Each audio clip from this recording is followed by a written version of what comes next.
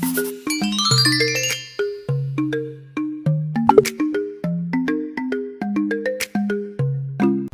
guys, kumusta kayo? Nandito naman ulit tayo sa ating YouTube channel na Matlahat, kung saan ating itinuturo yung mga iba't ibang topic sa mathematics. Baka sakali makatulong sa mga magulang, mga nanay, tatay, at sa ibang mga guro. Makatulong tayong para kung paano ihatid sa mga estudyante yung lecture sa mathematics. Lalo na ngayon, tinatalakay natin yung mga topic sa algebra. Ito ay kadugtong ng series nung tinatalakay nating factoring of polynomials. So yung mga ibang topic, pang-apat na yata ito. So yung tatlo ay hanapin nyo na lang sa YouTube. Tungkol yun sa common factor, yung isa ay sa difference of two squares, at yung isa pa ay bahala na kayo maghanap ng topic na yun dun sa YouTube channel. Okay, dito sa video ito, ay pag-aaralan natin yung factoring of trinomials. At dito ay pag-aaralan natin yung the perfect square trinomials. Sabi ko nga dun sa unang mga video, ang factoring ay meron siyang sinusunod na mga pattern. Na kung makukuha mo lang yung pattern, yung kung ano yung nakalagay dun sa trinomials, ay kung malalaman mo lang kung anong klase siyang trinomial, ano ang pattern na sinusunod niya, ay malalaman mo kung ano ang pinakamagandang method ng factoring. So ito guys, the perfect square trinomials, ang definition nito, this is a trinomial that has two perfect square terms, and the other term is twice the product of square roots of the perfect square terms. Nahilo ako dito sa haba ng definition. So ganito yan guys, ipapaliwanag ko sa inyo. I-translate natin siya sa mathematical symbol. Ito yan siya guys. So sabi dito, if the trinomial that has two perfect square terms, ang two perfect square terms dyan guys ay ito. Itong two perfect square terms ay ito yan guys. Itong x squared. Yan, square siya, di ba? Perfect square, and itong y squared. Yan. Ito namang other term, sinasabi ditong the other term is twice the product of square roots. So, of the perfect square terms. So, ito yung tinutukoy dyan. This is twice the product of the square root. Kasi tingnan nyo guys, itong square roots of the perfect square terms, di ba? Merong term na ganyan. So, ang perfect square terms ba guys, di ba? X squared. So, ang square root niyan is equal to x, di ba? Ito pang isang perfect term, y squared. Yeah. Perfect square term pa rin yan. Square root din yan ay simpre y. So, the product of this, x times y, ito na, the product of this x and y, twice. So, 2x, y yan. Di ba? X, y times 2 kasi twice siya. Kaya ito yung format talaga niya. Pag ganito daw yung format niya, ng polynomial, ng trinomial, ang solution dyan guys, ay ganito lang kasimple. Ito ang answer niya, di ba? Ganyan ang forma ng answer. So, itry natin siya sa isang example. Halimbawa, example natin dito guys, ito. Halimbawa, meron kang 16x squared plus 40x plus 25. Halimbawa, yan ang given na trinomial. So, ilalapat mo na naman yan, katulad ng mga unang video natin. Inilalapat natin dun sa format, dun sa parang formula, dun sa parang mga equation, di ba? So, ito, ang sabi dito, perfect square terms. Titingnan mo itong una. Perfect square term ba ito? Perfect square term ba yan? Kung ang sagot mo ay oo, then kung sagot mo dito, perfect square term ito, then pwede, di ba? Pwedeng gamitin dito. Pero hanapin mo pa yung isa.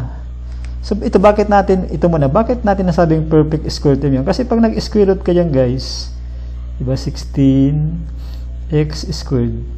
Ang ibig sabihin niya, pag kinuha mo yung square root at may answer siya na whole number, perfect square term siya. So square root of 16 is 4, di ba? Square root of x squared is x. So check, okay ito.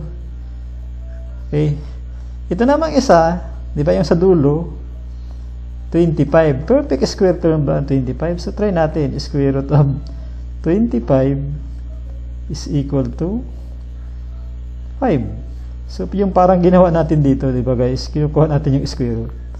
So therefore, qualify siya, diba? Qualified na siya yung 16x squared at 25, qualified siya.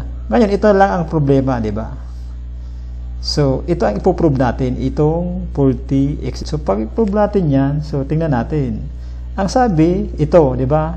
Square root x, square root of y squared y. So, ito, twice. I-multiply natin ito sa 2. So, magkakaroon tayo dito ng 2 times 4x times 5. Bakit natin ginagawa yung ito? Kasi ito, nandito na tayo sa ito, di ba? 2 times yung square root ng perfect square term na dalawa. So ito yung square root ng perfect square term ng 16x squared and 25 na nandito, di ba? So 2 times 4 times 5 is equal to 40, di ba? 2 times 4 is 8, times 5 is 40. So, then you write the x, kasi siya lang naman, wala naman siyang iba. So, yun. Ito pala ay perfect square trinomial. Masasabi nating perfect square trinomial. So, ang answer mo dyan, guys, ay gagayahin mo lang yan. Ano ba yung x? Ano ba yung x niya? Dito. So, ang x niya dyan ay, alin yan, guys? Diba? Ito yung x niya dito, diba? So, yung katapat niya, nandito rin. Ito rin yan. 4x. Ano yung y niya? Ito yan, diba? Alin yung katapat? Ito naman, 5. So, plus 5. So, yun, guys. Ganun lang kadali yung perfect square term. Copy that to. Or pwede mo rin niyang isulat ng 4x plus 5. Ang ibig sabihin ng square, guys, ay dalawa siya. 4x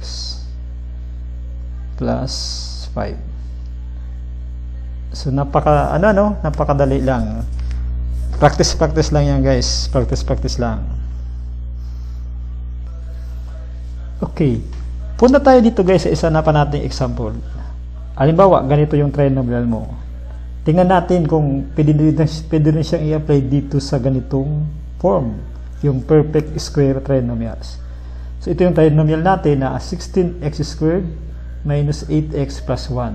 So, gaya ng dati, ang gagawin natin ay itetest natin itong dalawa, di ba? Itetest mo yung 16x squared at 1 kung mga perfect silang trinomial. So, 16x squared. So, ang ginagawa natin ay kinukuha natin yung square root. Okay? So, this is square root of 16 is 4. Square root of x squared is x. Diba? Then 1, perfect trinomial. Perfect square ba ang 1? Yes, guys, kasi ang square root niyan, guys, ay 1 din. Guys, dun sa isang video, tinuro ko ito na yung square root ay pwede siyang plus or minus. Guys, tandaan nyo yun. Ang square root of 1 ay pwede siyang plus or minus 1. Kasi ang negative 1, pag in-square mo, is also equal to 1, di ba? Di ba?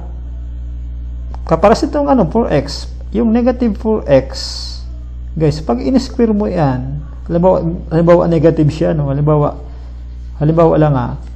lang negative 4x. Okay? Pag in-square mo kasi ito, ang kalalabasan pa rin yan ay 16x squared. Ganun yan, guys. Kasi itong square root kasi, pwede siyang maging negative ang value niya ng resulta. Kasi pag in-square mo yan, halimbawa negative 1, sabi ko sa inyo, negative 1, pag in-square mo, is also equal to 1. Kaya lang, ititest natin, paano natin makukuha itong pangalawang term, di ba? Ang sabi kasi dito, twice the product of the square roots of the perfect square terms. So, pwede tayong gumamit dito ng 4x and 1, di ba? So, i-try natin. So, yung product ng 4x and 1, di ba? Kung i-multiply natin 4x times 1, di ba? Times 2, kasi sabi natin twice, ito, may 2 dito, di ba? So, ang maglalabasan dito, guys, ay positive 8. So, mali, di ba? Kasi naka-negative yung given natin. So, hindi pwede ang 4x and 1. Pero kung itatry natin mo dyan, guys, yung 4x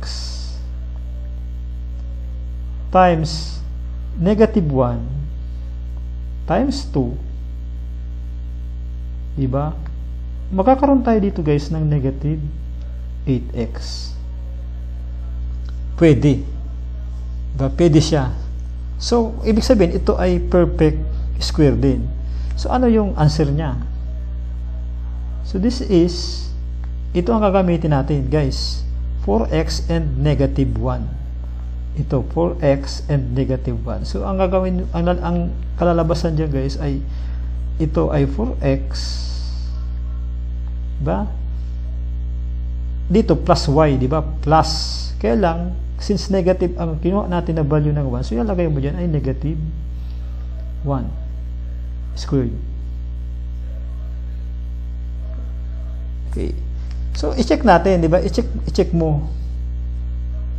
Pwede ba yan? So, halimbawa, this is 4x minus 1 times 4x minus 1. So, kung mano-mano, diba, yung distributive law, 4x times 4x is equal to 16x squared. 4x times negative 1 is negative 4x. Diba? Ito. Negative 4x. Ito naman ay negative 4x din. Negative 1 times 4 is negative 4x. At itong huli ay plus 1.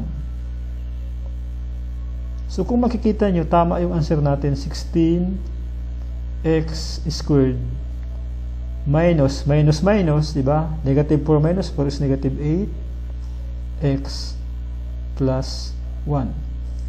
Ngayon, baka tanungin nyo ako, pwede bang gamitin ang negative 4x, negative 4x and 1. So, itry natin. So, kung ang gagamitin mo dyan, guys, ay negative 4x, gano'n, diba? Halimbawa, ang answer natin ay negative 4x. Okay? Ito. Minus 1 squared, di ba? Ito ang answer natin. Instead na 4x minus 1, instead na ito, ang answer natin ay gawin natin negative 4x minus 1. So, tingnan natin kung pwede.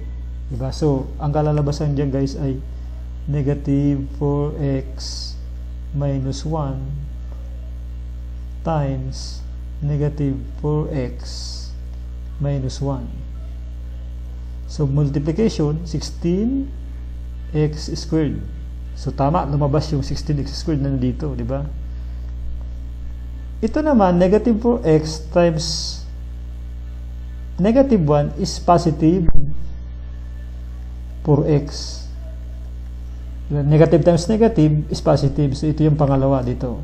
So, yung una, ito, at pangalawa dito. So, ito ang sunod, negative times negative ulit, positive 4x. At ito, negative times negative, positive 1. So, ang kalalabasan nito guys ay 16x squared plus 8x plus 1. So, hindi pwede. Hindi ka pwedeng gumamit ng negative 4x. So, maganda rin gagawin mo ay after, kung duda ka dun sa dun sa answer mo. Diba? Ay mas maganda pa rin i-check mo siya through distributive law. Didistribute mo siya at pag ang answer mo ay tumama dun sa original na equation, dun sa problem, ay tama yung answer mo. Ito lang ang medyo masasabi ko, pagdating dito ay medyo dapat tatalinuhan nyo dito.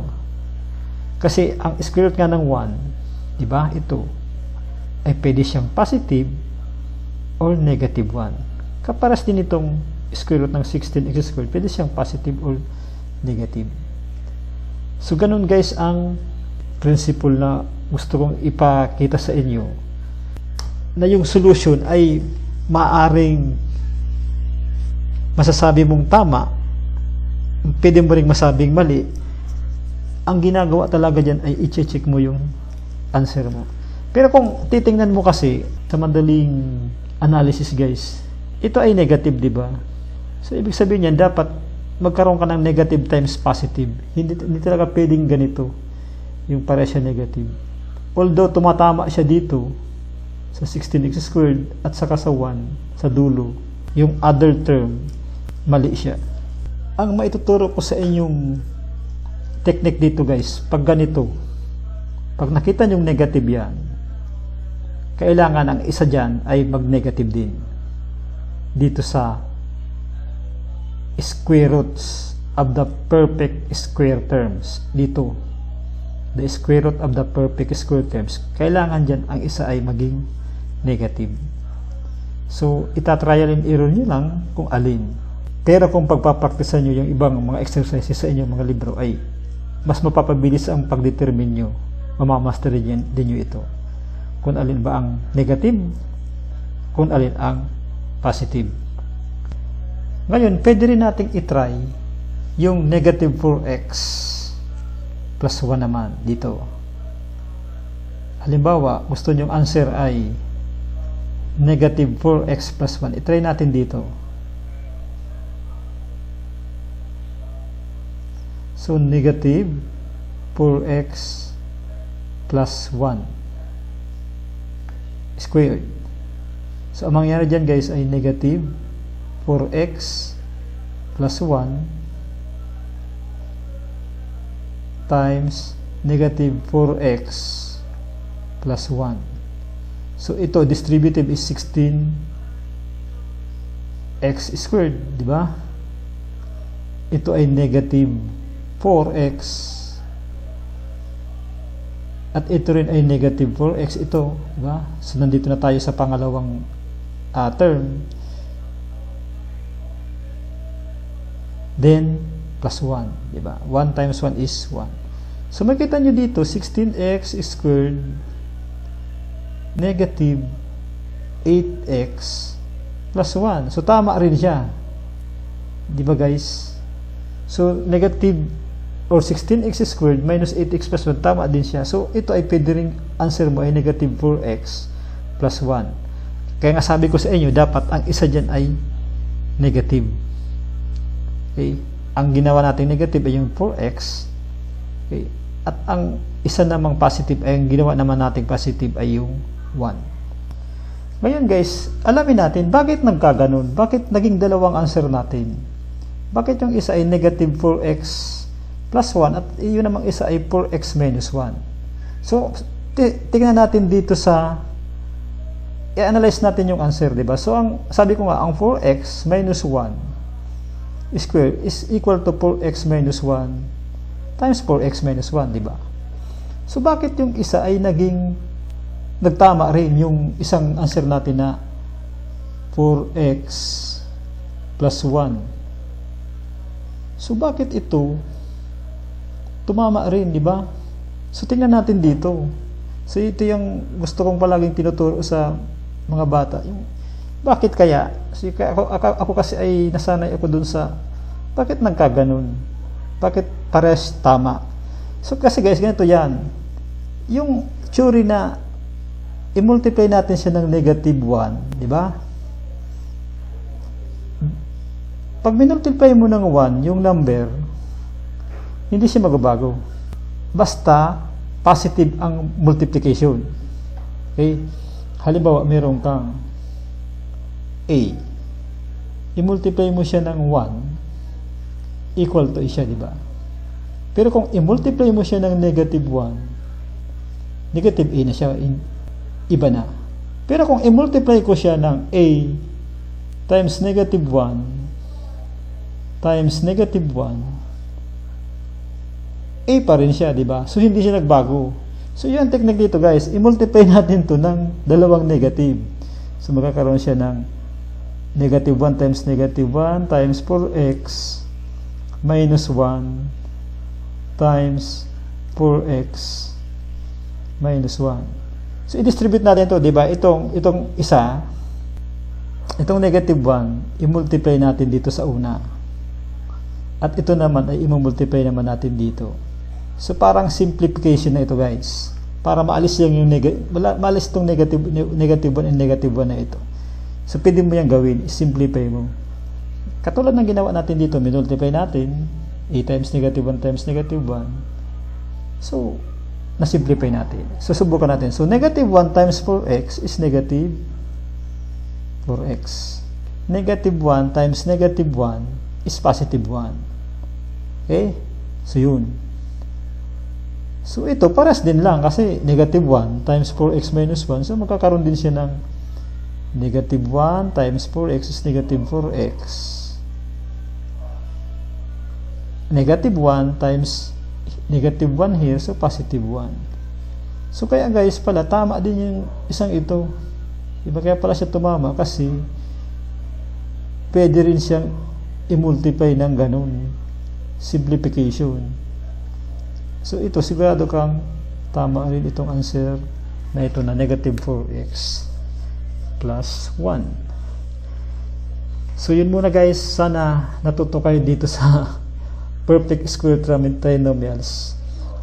At kung hindi nyo naintindihan yung kasi medyo kumbaga komplikado yung yung rules, di ba? Pwede nyo namang ulitin panoorin. At ako naman ay naniniwala na naipaliwanag ko sa inyo ng dahan-dahan at detalyado yung tungkol dito sa topic na ito. Yun muna guys, salamat.